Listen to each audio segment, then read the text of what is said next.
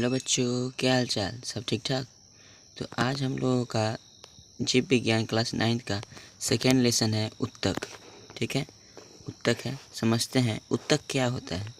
देखिए, उत्तक जो होता है समान कोशिकाओं के समूह जो किसी खास कार्य के करने के लिए एक जगह जमा होता है, इसे ही हम उत्तक कहते हैं। ठीक है, यानी कि सरल भाषा में समझे तो कोशिकाओं के समूह को हम उत्तक कहते हैं। ठीक है, जो हम लोग पढ़ते हैं ना, जीवन की संरचनात्मक एवं क्रियात्मक एवं क्या कहते हैं, तो कोशिका कहते हैं। ठीक है, तो उसी तरह कोशिकाओं के समूह को हम उत्तक कहते हैं। ठीक है, आगे देखते हैं हम लोग। जो उत्तक होता है सर, तो ये उत्तक होता है दो पार्ट में बांटा जाता है। ठीक है, एक होता है जंतु उत्तक और एक होता है पादप उत्तक। जंतु उत्तक को इंग्लिश में बोलते हैं एनिमल टिश्यू और पादप उत्तक बोलते हैं हम लोग प्लांट टिश्यू। जैसा कि हम लोग पहले भी जानते हैं। जो कोई भी शरीर होता है, यानी कोई भी जीव होता है, उसका जो इकाई अंग होता है वो होता है कोशिका। फिर वह कोशिका जब मिलेगा, समूह बनता है, तो बनता है उत्तक, जो आज हम लोग पढ़ने वाले हैं। अब वही उत्तक सब मिलेगा तो फिर बनेगा अंग। फिर वही अंग मिलेगा तो बनेगा अंग तंत्र। ठीक है, और फिर अंग तंत्र मिलेगा तो बनेगा क्या, एक जीव बनता है ना। तो यह सारी प्रोसेस है से एक जीव बनने की। तो हम उसी को बारीकी से, ध्यान से, बड़े अच्छे तरीके से समझेंगे और पढ़ेंगे। तो आज हम लोग चैप्टर क्या है, उत्तक है। तो शुरू करते हैं हम लोग उत्तक चैप्टर को। तो हम लोग जानते हैं जैसा कि उत्तक जो होता है दो टाइप में होता है, एक होता है जंतु उत्तक, एक होता है पादप उत्तक। तो हम लोग पहले जंतु उत्तक पढ़ते हैं बढ़िया तरह से। देखिए, जंतु उत्तक जो होता है वो होता है अब 4 तरह के। ठीक है, एक होता है उपकला उत्तक, जिसको बोलते हैं हम इंग्लिश में एपिथेलियम। एक होता है पेशी उत्तक, जिसको बोलते हैं हम लोग मैस्कुलर। फिर एक होता है संयोजी, इसको बोलते हैं हम लोग कनेक्टिव। फिर एक होता है तंत्रिका उत्तक, इसको बोलते हैं नर्वस सिस्टम। ठीक है, तो समझते हैं हम लोग ये जो उपकला उत्तक है इसको समझते हैं।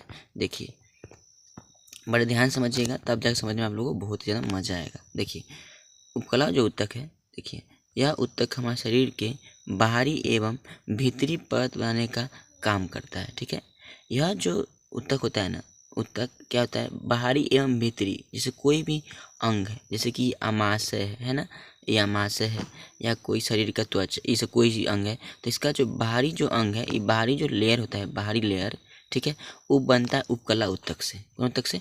उपकला उत्तक से। याद रहे बात को। ठीक है, आगे देखते हैं हम लोग। देखिए, यह शरीर के खुली सतह को सुरक्षा प्रदान करता है। क्या करता है? सुरक्षा प्रदान करने का कार्य करता है। जैसे कि उसको किसी चोट पहुंचता है तो उससे बचाव रखता है। ठीक है, माने शरीर के जितना भी खुली सतह होता है उस सब से, जैसे कोई वस्तु से चोट लगेगा, कहीं खरोंच आ जाएगा, ये सब होता है ना, तो उस सब से ये सुरक्षा प्रदान करता है। आगे हम इसका जो देखिए, जो हमारी त्वचा होती है इन्हीं उत्तक से मिलकर बनता है। हमारा जो त्वचा होता है इसी उत्तक से मिलकर बनता है। ठीक है, याद रहे, पूछेगा किस उत्तक से हम लोगों का त्वचा बनता है, तो याद कर लीजिएगा क्या नाम है, उपकला उत्तक। उपकला उत्तक। ठीक है, आगे पढ़ते हैं हम इसमें। देखिए, यह शरीर के उन सभी जगहों पर पाए जाते हैं जिसकी सतह खुली हो, जिसके हम पहले लिख दिए थे, जिससे बाहरी पदार्थों के द्वारा नुकसान पहुंच सकता है, इधर लिख दिए थे। ठीक है, इसी उत्तक की कमी से झुर्रियाँ पड़ जाते हैं। जैसे ना बुढ़ापा जैसे आदमी आता है तो जो चमड़ा लटक जाता है ना, तो उसको कहते हैं झुर्रियाँ। यह ठंड से बचाने का काम करता है। ठीक है, यहाँ यह उत्तक जो है ठंड से बचाने का काम करता है। जिसके शरीर में जितना ज़्यादा यह उत्तक बड़ा रहेगा उतना ही उसका जो स्पेस है वो सुंदर दिखाई देता है। ठीक है, तो सुंदरता भी यही प्रदान करता है। कौन? उपकला उत्तक। और चोटों से सुरक्षा कौन प्रदान करता है? तो उपकला उत्तक। तो इस तरह से यह उपकला उत्तक बहुत ज़्यादा हेवी था। ठीक है, अब जब हम पढ़ेंगे तो ये जो उपकला उत्तक होता है यह होता है 4 टाइप के। ठीक है, ये जो उपकला उत्तक है ये होता है कितना टाइप का होता है सर जी? याद कर लीजिए, 4 टाइप के होता है। एक समझते हैं हम लोग यहाँ पे। एक होता है सरल या सलकीव, एक होता है अस्तरित, और एक होता है स्तंभाकार, एक होता है घनाकार। नाम में ही छिपा हुआ है। सरल मतलब आसान, स्तरित मतलब माने कि फैला हुआ, स्तंभाकार यानी लंबा, घनाकार यानी घनाभ के आकार का। ठीक है, तो सभी को हम बारीकी से पढ़ते हैं। देखिए, पहला क्या है, सरल या सल्की उत्तक। देखिए, तो ऐसी उत्तक की कोशिकाएं चपटी होती हैं और यह अत्यधिक पतली और कोमल सतह का निर्माण करती है। एकदम पतला और कोमल सतह का निर्माण करता है। ठीक है, इनकी जो कोशिकाओं के केंद्रक वो भी चपटे होते हैं। जाहिर सी बात है, जिसका शरीर चपटा होगा उसका केंद्रक भी चपटा होगा। ठीक है, इसका उदाहरण जैसे कि कहाँ इससे कौन कौन कोशिका का अंग माने क्या होता है ना, कौन कौन अंग बनता है। देखिए, शरीर की बाहरी सतह जैसे कि त्वचा, रक्त नलिकाओं के द्वार पर। ठीक है, रक्त नलिका समझते हैं, खून वाला जो नलिका होता है, नस। ठीक है, फेफड़ों के अंदर वायु कोश में इसका उसी से यह बनता है, ठीक है। और ग्रास नली में, ठीक है। तो ये सब बनता है कौन ऊतक से, तो ये सब बनता है, याद रहे, सरल सल की उपकला ऊतक से। जब आगे हम आते हैं तो एक पढ़ते हैं स्तरित उपकला ऊतक। इसमें क्या होता है, यह त्वचा की उपकला कोशिकाओं को कटने और फटने से बचाने के लिए त्वचा के कई एपिथेलियम परतें उपस्थिति करते हैं। जैसे कि त्वचा, ये आपका हाथ है, ये मान लीजिए हाथ है, ये हाथ की जो है, इसमें जो ऊपर से कुछ 2-3 और लेयर होता है। क्यों? क्योंकि अगर उस पर चोट वोट लगे तो हाथ से कटे फटे नहीं, तो उस पर जो 3-4 लेयर बनता है ना, ये बनता है स्तरित उपकला ऊतक के कारण, ठीक है। एक कोशिकाएं एक पैटर्न में उपस्थित होते हैं, इसलिए इसे हम स्तरित उपकला भी ऊतक कहते हैं, ठीक है। समझते रहिएगा, बहुत बड़ी आसानी समझेंगे, ठीक है। बहुत आसानी चैप्टर में लिखा है। देखिए, स्तंभाकार उपकला ऊतक, देखिए यह लंबी एवं पतली कोशिकाओं के स्तर का बना होता है। लंबी और पतली कोशिकाओं का स्तर बना होता है। इसकी सतह को हम बोलते हैं माइक्रोबिल्ली। क्या बोलते हैं? माइक्रोबिल्ली। ये सब वीवी ऑब्जेक्टिव के रूप में आता है, इसीलिए हम लिख दिए हैं। आगे तो इसका जो, इससे क्या क्या बनता है, तो इससे बनता है अमाशय की लाइनिंग में, जैसे हम लोग, यह जो अमाशय होता है, अमाशय की जो लाइनिंग होता है अंदर में, वो भी इसी से बनता है, स्तंभाकार उपकला ऊतक से, ठीक है। और परतों में और छोटी आंत में इसका जो बनता है इस सब का, ठीक है। आगे पढ़ते हैं घनाकार उपकला ऊतक। इसमें समझते हैं इसमें क्या होता है। तो यह घन क्यूब के आकार की कोशिकाओं का बना होता है। इसका मुख्य कार्य होता है स्राव और अवशोषण करना, जैसे में लाल ग्रंथियों में, गुर्दों की नलिकाओं में, वृषण और अंडाशय ग्रंथियों में इसका होता है। उस सब बनाने में इस ऊतक का कार्य होता है, ठीक है। ऊतक समझ रहे हैं ना? अब जब हम पढ़ेंगे, हम उससे जिसमें बताए थे, हाँ, जो जंतु ऊतक होता है वो 4 प्रकार का होता है। एक होता था क्या, तो उपकला ऊतक, और दूसरा था पेशीय ऊतक। तो इसी पेशीय ऊतक हम लोग पढ़ रहे हैं, ठीक है। फिर उसके बाद संयोजी ऊतक, ये सब माने कि होता है, संयोजी ऊतक पढ़ेंगे, ठीक है। देखिए, पेशीय ऊतक वे ऊतक है जिनसे जंतुओं के शरीर की पेशियाँ निर्मित होती है, ठीक है। माने कि गुद्दा, समझते हैं। देखिए, पेशीय ऊतक हमारे शरीर में मांसपेशियों को बनाने और उन्हें नियंत्रित करने का कार्य करते हैं, ठीक है। पेशीय ऊतक लंबी और पतली कोशिकाओं का बना होता है, ठीक है।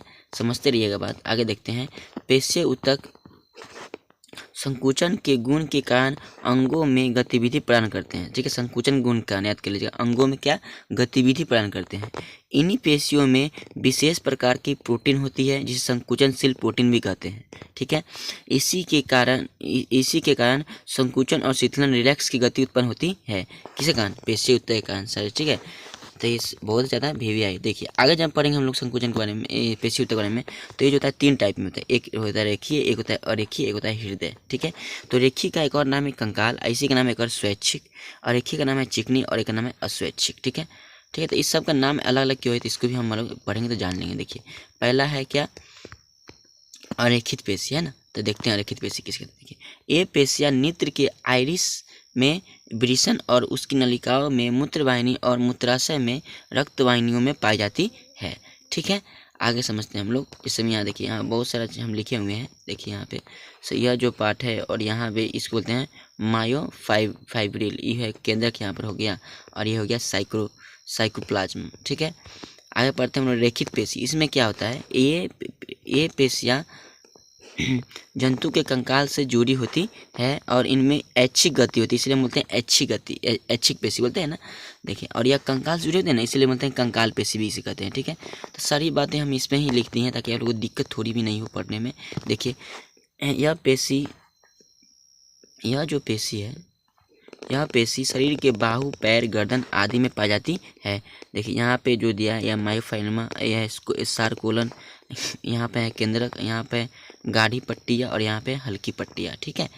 आगे देखते हैं हृदय पेशी। तो इसे क्या कहते हैं, देखिए, इस पेशी में से हृदय की भित्ति या दीवार बनती है। जाहिर सी बात, हम लोग पढ़ के ही समझ गए हैं हृदय पेशी क्या होता है। जिससे हृदय की भित्ति बनती है उसे हृदय पेशी कहते हैं। रेखित पेशी की तरह इसमें भी अनुप्रस्थ धारियाँ पाई जाती है। इसकी तंतु सरकावत तथा बड़े 2 तंतुओं के जोड़े की जगह डिस्क रहता है, ठीक है। समझते हैं। देखिए, यहाँ पे जो हम लोग का फिगर है इस टाइप में ही रहता है, ठीक है। आगे देखते हैं हम लोग तंत्रिका ऊतक। कौन ऊतक?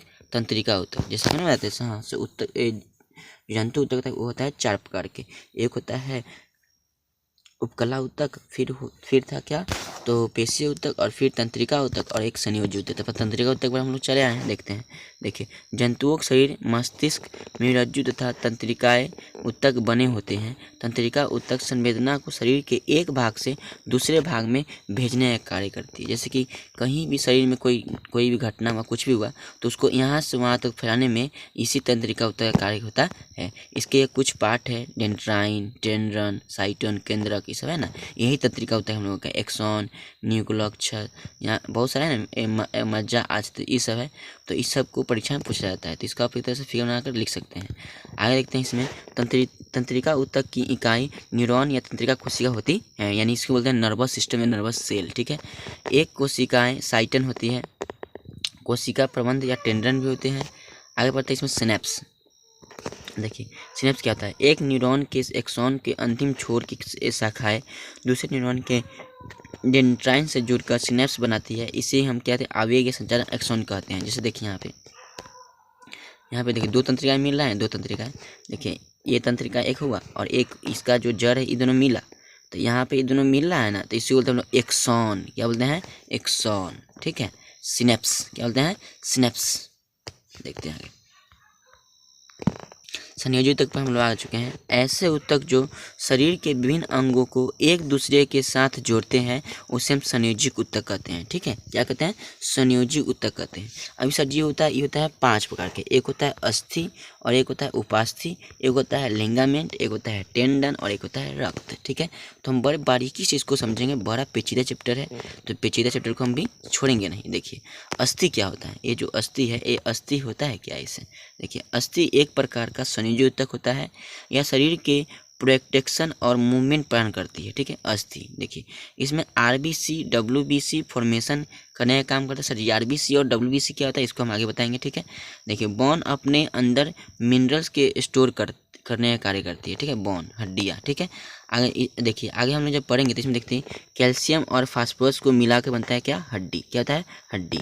ठीक है, इसी दोनों में कोई कमी होता है, इसलिए हड्डी में दर्द होता है। देखिए, आगे समझते हैं। इसमें उपस्थित सेल्स, देखिए, इसमें उपस्थित सेल्स को ऑस्टियोसाइट कहते हैं। क्या कहते हैं, ऑस्टियोसाइट। आगे पढ़ते हैं हम लोग उपास्थि है, जो उसको पढ़ते हैं। देखिए, तो उपास्थि एक विशेष प्रकार का संयोजी ऊतक है। यह जोड़ों की नरम करने, हड्डियों को सरकने और घूमने के लिए चिकनी सतह प्रदान करने का कार्य करती है। बूढ़ा जब आदमी होता है ना, तो यही कम जाता है ना, इसी कारण से लोगों में घुटनों में दर्द शुरू होता है। ठीक है, जहाँ से वो लचीलेपन को बनाए रखने की आवश्यकता होती है। उपास्थि में उपस्थित जीवित सेल्स को हम क्या बोलते हैं, कॉन्ड्रियोसाइट कहते हैं। क्या कहते हैं, कॉन्ड्रियोसाइट। ठीक है, आगे पढ़ते हैं टेंडन। टेंडन क्या होता है, तो हड्डियों को मांसपेशियों से जोड़ने वाले ऊतक को हम टेंडन कहते हैं। ठीक है, जैसे देखिए, ये हड्डी है ना, अब इसमें जो यहाँ पे इसे गुद्दा है, ये सब मांसपेशियाँ है, अब इसका यहाँ पे जुड़ेगा ना, ये सब, इसको बोलते हैं हम लोग टेंडन। क्या बोलते हैं, टेंडन। ठीक है, आगे पढ़ते हैं हड्डियों को हड्डियों से जोड़ने वाले, जैसे कि देखिए यहाँ पे भी हड्डी है। ठीक है, और ये नीचे भी हड्डी है, ये घुटना लचफाटा है ना, यहाँ पे कुछ जुड़ा ना, तो इसको बोलते हैं टेंडन, मतलब लिंगामेंट। ठीक है, क्या बोलते हैं, लिंगामेंट। याद रहे, हड्डियों से हड्डियों जोड़ने वाले को क्या बोलते हैं, लिंगामेंट, और हड्डियों से मांस को जोड़ने वाले को बोलते हैं हम लोग क्या, टेंडन। ठीक है, याद रहे, गलती नहीं कीजिएगा आप लोग। ठीक है, आगे बढ़ते हैं रक्त या रुधिर। देखिए, रक्त या रुधिर को तरल संयोजी ऊतक भी कहते हैं। इसका अंतरकोशिकीय पदार्थ तरल होता है, जिसमें कोशिकाएं बिखरी होती है। रक्त हमारे शरीर में पाए जाने वाला एकमात्र संयोजी ऊतक है। ठीक है, आगे पढ़ते हैं रक्त का संगठन पढ़ते हैं। देखिए, तो एक होता है प्लाज्मा और एक होता है रक्त कणिका। ठीक है, एक होता है प्लाज्मा और एक होता है रक्त कणिका। ठीक है, तो जो रक्त होता है खून में 55% होता है प्लाज्मा और 45% होता है रक्त कणिका, यानी रक्त कोशिका। ठीक है, तो प्लाज्मा में क्या होता है, एक जल होता है, प्रोटीन होता है, लवण होता है, ग्लूकोज होता है। ठीक है, और इसके अलावा अन्य भी बहुत चीज़ होते हैं। और इसमें जब हम लोग पढ़ते हैं तो इसमें होता है लाल रक्त कणिका, जिसको बोलते हैं RBC, red blood cell, white blood cell. रक्त विमान इसको बोलते हैं क्या, प्लेटलेट्स। क्या बोलते हैं, प्लेटलेट्स। ठीक है, तो हम समझते हैं जल, इसके बारे में तो हम लोग पढ़ ही चुके हैं, इतना ध्यान नहीं देना। यहाँ पर देखते हैं लाल रक्त कणिका के कारण ही है ना, हम लोग का खून जो होता है लाल होता है। ठीक है, इसमें हीमोग्लोबिन पाया जाता है, इसी कारण ही हमारा खून जो है लाल होता है। श्वेत रक्त कणिका में क्या होता है, इसमें जैसे लोहा होता है ना, लोहा, आयरन की कमी सब होता है ना, इसी में होता है श्वेत रक्त कणिका में। रक्त विमान में क्या होता है, या जो है ना प्लेटलेट्स होता है, इसके कारण ही खून में थक्का होता है, यानी जमता है खून हमारा, ठीक है। अगर इस जितना ज़्यादा कमेगा उतना ज़्यादा हम लोग का खून है उतना ही नहीं जमेगा। तो खून जमना अच्छा ज़रूरी है, ठीक है, ज़रूरी है, नहीं तो हम लोग का खून बहुत ज़्यादा बह सकता है, ठीक है। आगे हम लोग पढ़े थे, जैसे कि हम लोग पहले जान लिए थे। सो ऊतक होता है 2 पार्ट में, एक होता है जंतु ऊतक, एक होता है पादप ऊतक। तो अब हम लोग पढ़ते हैं पादप ऊतक के बारे में, ठीक है। पादप ऊतक होता है 2 प्रकार के, एक होता है विभजित ऊतक, एक होता है अस्थायी ऊतक, ठीक है। तो विभजित ऊतक पढ़ते हैं। देखिए, जीवित कोशिकाओं का बना होता है कौन? विभजित ऊतक, ठीक है, जिसमें विभाजन की क्षमता होती है। इस ऊतक की कोशिकाएं छोटी, अंडाकार और बहुभुजी होती है, ठीक है। अब जब विभजित ऊतक के बारे में पढ़ेंगे तो विभजित ऊतक होता है सच, ये भी होता है 2 प्रकार के, 3 प्रकार के, ठीक है। एक होता है शीर्ष अस्त, एक होता है पार्श्व अस्त, एक होता है अंतर्वेशी, ठीक है। तो शीर्ष अस्त विभजित ऊतक क्या होता है? देखिए, यह तने एवं जड़ के शीर्ष भाग में होता है। यह लंबाई के वृद्धि करने में बहुत ज़्यादा सहायक होता है। पार्श्वस्थ विभजित ऊतक होता है, जो होता है जड़ तथा तने के पार्श्व भाग में, यानी कि पिछले भाग में होता है, ठीक है, पिछले वाला भाग में। द्वितीयक वृद्धि करता है, इससे संवाहक ऊतक बनता है, ठीक है। जब आगे पढ़ेंगे हम लोग तो इसमें होता है अंतर्वेशी या अंतर्विष्ट विभजित ऊतक। तो अस्थायी ऊतक के बीच बीच में पाया जाता है। ये पत्तियों के आधार में या टहनी पूर्व में के दोनों में पाए जाते हैं। कौन? तो अंतर्वेशी या अंतर्विष्ट ऊतक, ठीक है। अब पढ़ते हैं हम लोग अस्थायी ऊतक। देखिए, तो विभजित ऊतक की वृद्धि के फलस्वरूप अस्थायी ऊतक बनता है, ठीक है। विभजित ऊतक के वृद्धि के बाद, ठीक है, अस्थायी ऊतक बनता है, याद रहे, जिसमें विभाजन की क्षमता नहीं होती है, लेकिन कोशिका का रूप एवं आकार निश्चित होता है इसमें भी, ठीक है। ये मृत या सजीव होते हैं। आगे पढ़ते हैं। जो अस्थायी ऊतक होता है इतना पेचीदा है, तो इसको समझते हैं। देखिए, अस्थायी ऊतक भी होता है 2 प्रकार के। जो अस्थायी ऊतक, एक होता है सरल अस्थायी ऊतक और एक होता है जटिल अस्थायी ऊतक, ठीक है। वाकई में जटिल होते हैं। देखिए, तो सरल अस्थायी ऊतक होता है, एक होता है मृतक ऊतक और एक होता है स्थूलकोण ऊतक और एक होता है दृढ़ ऊतक। तो पहले हम इसको पूरा क्लियर कर लेंगे, फिर इसके बाद इसके आगे बढ़ेंगे, ठीक है। तो समझते हैं भाई सरल अस्थायी ऊतक क्या होता है। देखिए, सरल अस्थायी ऊतक समरूप कोशिकाओं का बना होता है, इसीलिए इसका सरल अस्थायी ऊतक नाम है। समरूप मतलब समान रूप के, ठीक है। अब देखिए, इसी में पढ़ते हैं मृतक या पैरेन्काइमा में। देखिए, यह पौधे के हरे भागों में खासकर पत्तियों के या भूयन का निर्माण करता है। कौन? मृतक पैरेन्काइमा, ठीक है। आगे बढ़ते हैं। तो यह ऊतक भोजन के पार्श्व चालन में सहायक होता है, पार्श्व चालन सहायक होता है, ठीक है। आगे पढ़ते हैं स्थूलकोण ऊतक। तो यह पौधे के यांत्रिक सहायता प्रदान करता है, अंदर सहायता प्रदान करेगा। जब इनमें हरित लवक या क्लोरोप्लास्ट पाया जाता है, यह भोजन का निर्माण करता है तब, ठीक है। आगे पढ़ते हैं हम लोग दृढ़ ऊतक या स्क्लेरोकाइमा। ये थोड़ा लंबा है तो इसको समझते हैं। देखिए, यह पौधे के यांत्रिक शक्ति प्रदान करता है, अंदर शक्ति प्रदान करता है और एवं आंतरिक भागों की रक्षा करता है। पौधे के बाहरी परतों में यह रक्षात्मक ऊतक के रूप में कार्य करता है, ठीक है। आगे पढ़ते हैं हम लोग कॉर्क कोशिका, जो हम लोग पिछले चैप्टर में नहीं पढ़े थे, इसलिए हम इसको इसमें कवर करने की कोशिश किया हूँ, ठीक है। देखिए, समय के साथ साथ जड़ तथा तना जैसे जैसे पानी होते जाते हैं, इनके बाहरी ऊतक व्याहित होकर कॉर्क कोशिका या छाल निर्माण करते हैं। वस्तुतः एक दूसरे को व्याहितिकी की पट्टी तने के एपिडर्मिस के स्थान में ले लेती है, ठीक है। देखिए, कुछ इस टाइप से हम लोगों का जो फिगर है, कुछ इस टाइप से देख सकते हैं यहाँ पे, है ना, ये इस टाइप के फिगर बना हुआ है ना। तो यही हम लोगों का क्या है? कॉर्क कोशिका, ठीक है। देखते हैं। देखिए, कॉर्क कोशिका का जो काम होता है, क्या होता है? कॉर्क कोशिका का कार्य रक्षा करना है। यह हल्का होता है और जल्द आग लगती है इसमें, ठीक है। आगे ये तो हम लोग था सरल अस्थायी ऊतक। अब हम लोग पढ़ते हैं जटिल अस्थायी ऊतक। तो बड़ा एकदम अच्छा से तरह से समझेंगे। देखिए, 2 या 2 से अधिक प्रकार की कोशिकाओं से बने ऊतक को हम जटिल अस्थायी ऊतक कहते हैं, जिसमें जाइलम होता है और एक फ्लोएम होता है, ठीक है। देखिए, तो जो जाइलम होता है हम लोगों का, यह जाइलम ऊतक पौधे के मूल, तना, पत्तियों में पाया जाता है और यह चालन ऊतक भी कहते हैं, ठीक है। जिसमें इसका 4 गो अथी होता है, पार्ट होता है। एक होता है वाहिनिकाय और एक होता है वाहिकाय, एक होता है जाइलम तंतु, एक होता है जाइलम ऊतक, ठीक है। यह काम क्या करता है? तो यह भोजन का सहन करता है। यह किनारों की ओर पानी का पार्श्वीय संवहन करता है। तो यानी कि पौधे में जो जल का जो संवहन, जैसे पौधा है तो पौधा में जल जो संवहन करेगा जड़ से लेकर भिन्न भिन्न भाग में, तो जाइलम करता है। बहुत ज़्यादा फीवी है ये बात, ठीक है। आगे बढ़ते हैं फ्लोएम। देखिए, जाइलम की तरह फ्लोएम भी पौधे की जड़, तना, पत्तियों में पाया जाता है। यह निम्नलिखित 4 तत्वों का होता है। चालने नालिकाएं, सहकोशिकाएं, फ्लोएम या बास्ट या कहते हैं फ्लोएम म्यूतक। तो ये क्या करता है? जैसे पेड़ में अगर भोजन बना पत्ती में तो विभिन्न भाग में ले जाने का काम करेगा। ठीक है, तो याद रहे जाइलम जल को ले जाता है, फ्लोएम खाना को ले जाता है। ठीक है, तो इस तरह से जो हम लोग का चैप्टर था उस तक बड़े आसानी से और बड़े कम देर में हमने समझाने की कोशिश की है। तो आशा है कि आप लोगों को यह जो चैप्टर है बढ़िया तरह समझ में आ गया होगा। दोस्तों को शेयर कीजिए और याद रहे इसको बढ़िया तरह से नोट्स बनाइए और इसको याद कीजिए और मस्त टनाटन पढ़ते रहिए।